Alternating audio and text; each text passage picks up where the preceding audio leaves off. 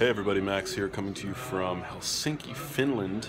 I'm at the airport. I've been traveling around Europe for the past couple of days shooting for Breadhead, which is, as you might know, a documentary that I'm in production on that looks at the impact of diet and lifestyle on brain health. And since I've been away, I've been getting some questions about Lewy Body Dementia. Lewy Body Dementia has been in the news because it was unveiled that Robin Williams, just prior to his death, was suffering from this terrible disorder. So I just wanted to tell you what I know about it. So obviously I spent a lot of time talking about Alzheimer's disease, which is the most common form of dementia.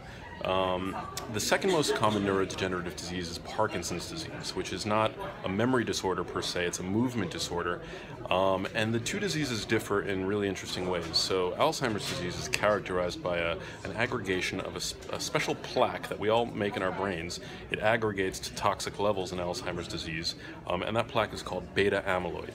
In Parkinson's disease, there's an aggregation of another plaque, a different plaque, called alpha-synuclein, and the clumps of alpha-synuclein in Parkinson's disease are called Lewy bodies. The plaques that they find in Alzheimer's brains are also present in Parkinson's disease. There's a lot of overlapping features, neuroinflammation, things like that.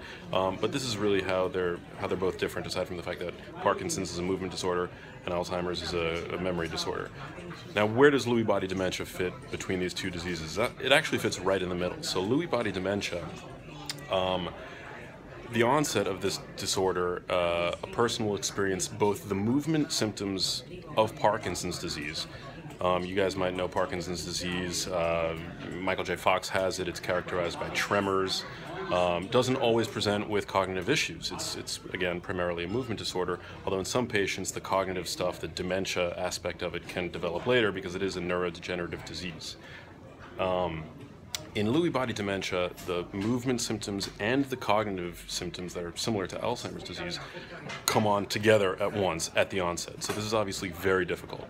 Lewy body dementia patients also experience hallucinations because there is degradation of the occipital lobe, which is the part of your brain that processes vision in the back of your brain. So it's really terrible. It's sort of like a hybrid between Parkinson's disease and Alzheimer's disease, and unfortunately, because it affects only 1 million people in the United States, whereas Alzheimer's disease affects 5 million people in the United States, there's far less research on it. I'm of the opinion that what's good for the brain is good for the brain, regardless of what neurodegenerative disease we're talking about. You can take the same steps in your life to benefit your brain and minimize your risk for these diseases. Exercise, eating a healthy diet, nurturing gut health.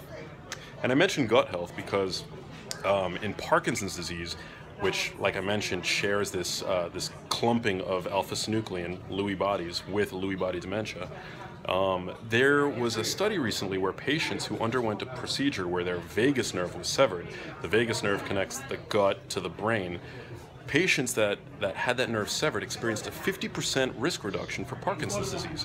So the idea, the speculation, as you know, after this study was unveiled, was that Parkinson's disease might begin in the gut. Whatever it is that leads to this pathological buildup of alpha-synuclein protein in the brain, this clumping of Lewy bodies, might begin in the gut and travel up the vagus nerve to the brain. So I think that's all the more reason why we have to nurture gut health, and I post a lot on Facebook about ways that you might do that. So I hope this was enlightening to you guys, and once again, I'm at the airport, so I had some time to kill. And if you have any questions, just post in the comments, and I'll let you know what I know. Cheers.